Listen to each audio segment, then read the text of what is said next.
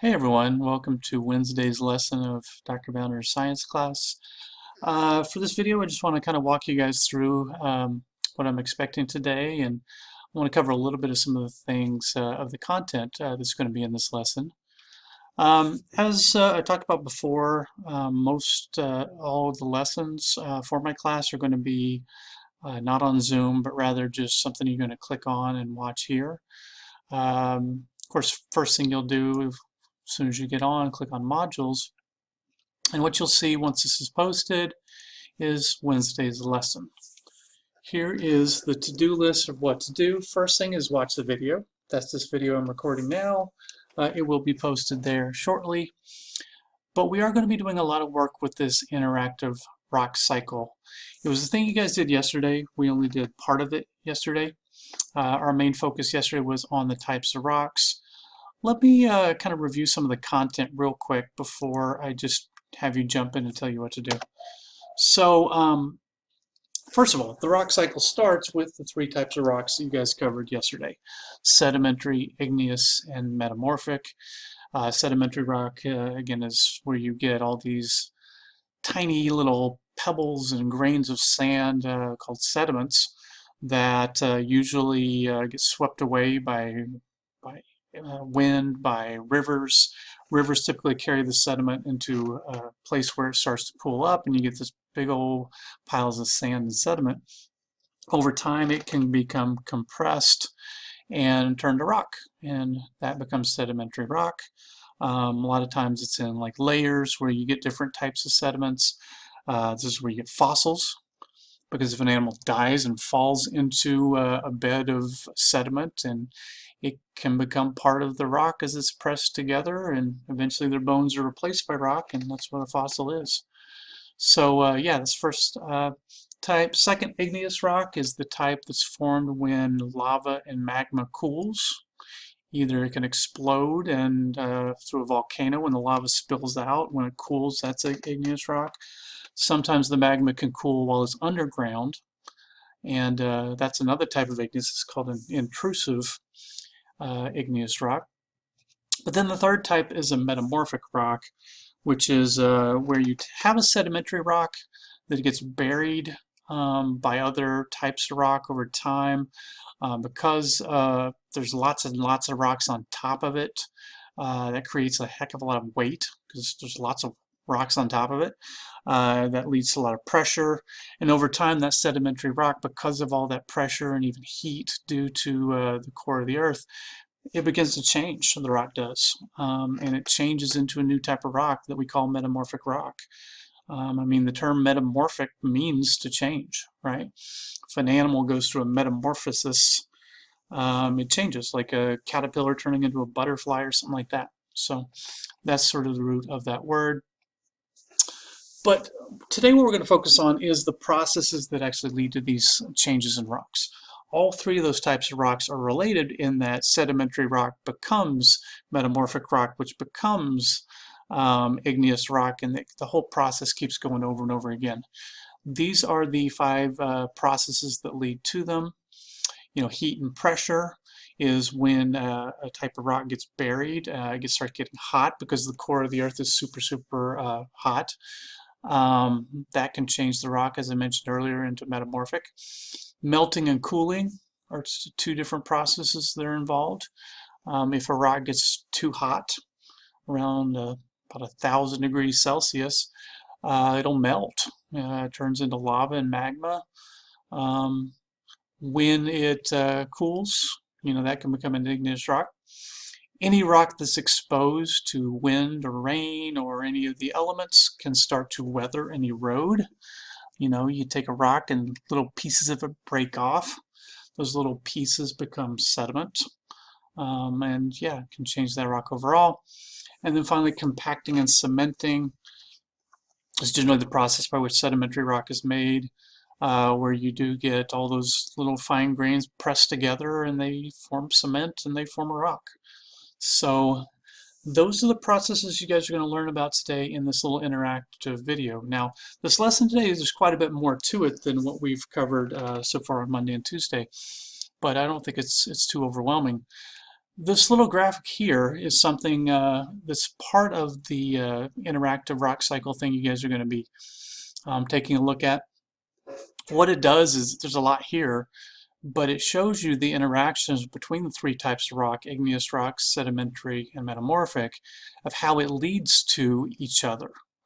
So you could start anywhere here, but maybe you get a metamorphic rock that's deep in under the earth, gets so hot it melts. Okay, as it melts, it turns into magma. Thing here, the magma is like lava.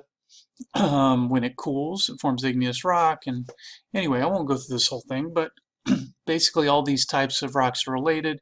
When you get these processes taking place, you get the different types. Now, what you'll do is go ahead and open up this rock cycle interactive thing. And we're starting here with in the middle, the how rocks change. I want you guys to read through this introduction. It gives quite a bit of description of all the these what do you call them? These processes that I talked about earlier are listed here: heat and pressure, and so on. Make sure you click on the little graphics. It shows a nice little picture of what's happening here. In this case, it was a sedimentary rock that, because it sunk down and got stuff piled on top of it, heat and pressure led it to change and become a metamorphic rock. You'll go through this whole process doing each one. Okay, here's melting. You'll do cooling. Make sure you're reading through here though, guys. I mean, the whole point is to learn about these processes. So don't just try to click through everything fast. You're going to have to answer questions, and that's going to be based upon, the questions are based upon this material. So make sure that you learn it and you know it. You'll go through here, read about weathering and erosion, compacting and cementing. Once you've read through and you think you got an understanding of what these processes are like that lead to rock changes, the first little quiz you'll take is this thing called Transform the Rock.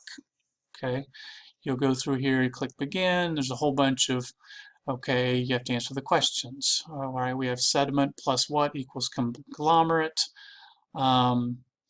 You'll go through here through various processes. So boom, that's correct. It is that. So you're going to do that for all of them. Okay. Once you finish with this little quiz, I'll show you what that'll look like. It's going to be this one here. There's 18 questions actually. I got them all right. Yeah, that's good. Once you've done this, you don't have to be perfect necessarily, but do your best.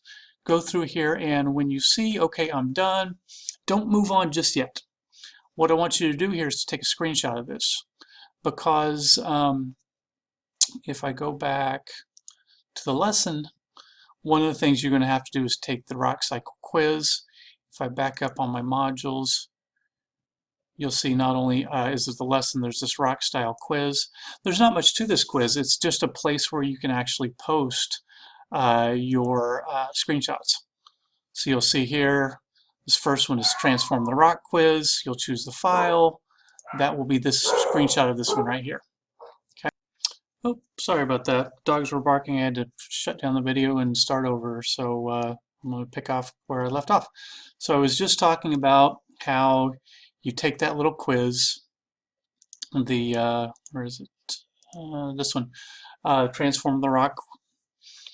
Take that little quiz, and then you're going to do a screenshot, and then you're going to upload that to the quiz on Canvas. Okay, that'll be the first question on that quiz on Canvas is this screenshot. So again, make sure you screenshot before you move on.